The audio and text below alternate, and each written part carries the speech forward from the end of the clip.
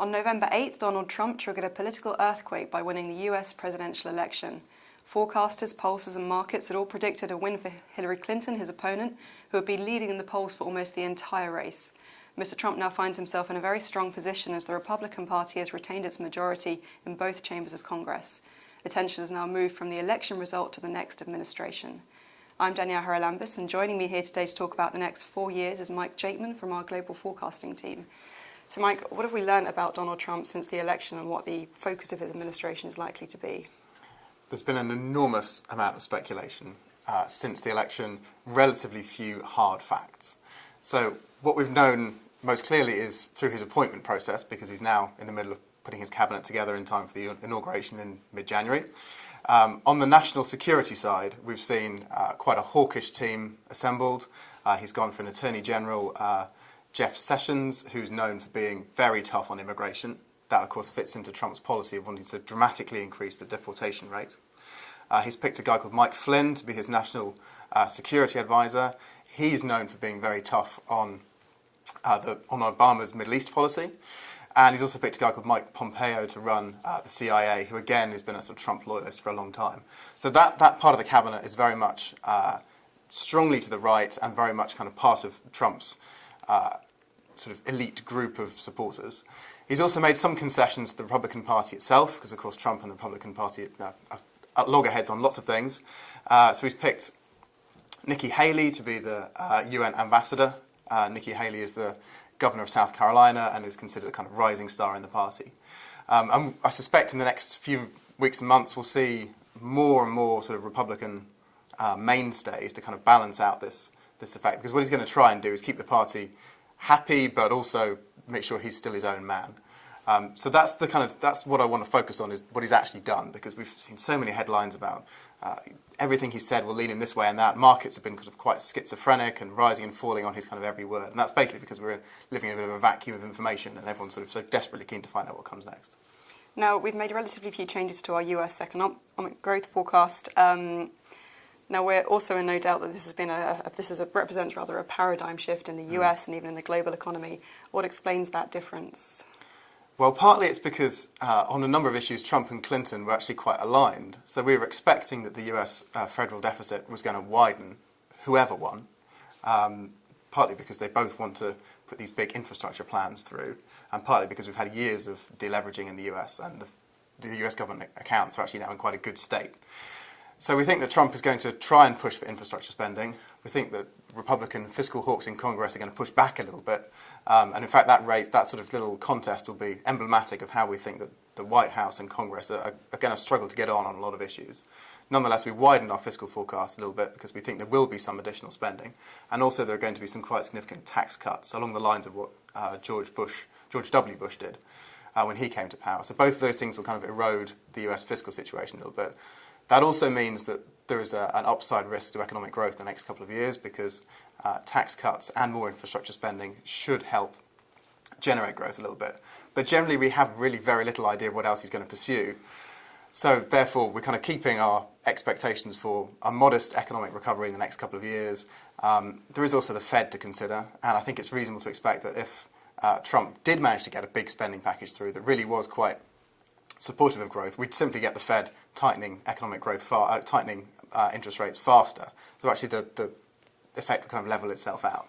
So actually relatively few changes, but let's not hide the fact that this is a major shift, not just for the US, but for the global economy. We're seeing the end of a period of left-leaning, fairly liberal interventionism in the US. This idea of kind of American exceptionalism as well, that America has got these worldwide values that it's willing to try and institute in other places and stand up for.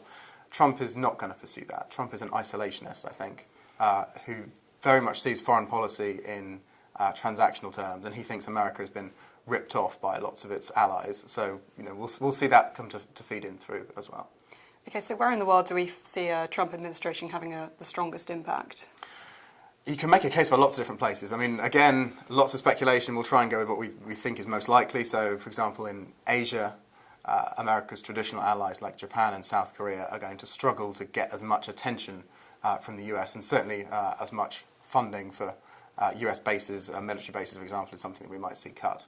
I don't think it's any accident that Shinzo Abe was right at the front of the queue to talk to Donald Trump. So I think possibly those two countries might struggle to get the same level of attention. Mexico, of course, is a country that has firmly been in Mr. Trump's crosshairs throughout the campaign. I think all this talk about a big, beautiful wall is overplayed. We're not going to see that, partly because Congress won't let him, partly because it's going to be incredibly expensive. But we will see some tightening of border protection on the southern border, and we may well see some tariffs on Mexican goods as well. Not, again, the sort of enormous stuff he's suggested, because that's going to be economically very damaging if he does.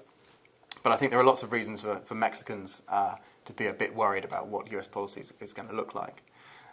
Then, of course, we move into the Middle East. I think the Iran deal is probably safe. It's in everybody's interest to keep that going. Iran is on this sort of tipping point of opening up its entire economy to the world, and for the US to pull that away, I think, is quite unlikely, despite the fact we've got this hawkish national security advisor. The big unknown is Russia. Obviously, a lot's been made about the potential bromance between Trump and Putin, which seems a bit overplayed to me. I think that it's not surprising that Russia was more in favour of Trump winning the election than Clinton, because if we do get this more isolationist America, or an America that's less willing to stand up for itself abroad and take a leading role in global geopolitics, then that perhaps benefits Putin. That might be as far as it goes. I'm not sure we're going to see this great entente between the two of them. It just seems quite unlikely to me, and may well see the two of them instinctively taking opposite sides when we get the next big global flashpoint as well. What about climate change? Could Trump's influence be felt kind of everywhere if he orders the US to kind of step back from its commitments? Yeah, I mean, this is the issue that if we start sort of thinking 20 years down the line, is perhaps more significant than anything else that he's going to talk about. Again, we've seen very different messages so far. He's campaigned suggesting that climate change is a Chinese hoax designed to dupe American businesses. And he's made a big deal about wanting to stand up for fossil fuel extractors in the US, win back more jobs in the ailing coal industry, this kind of thing.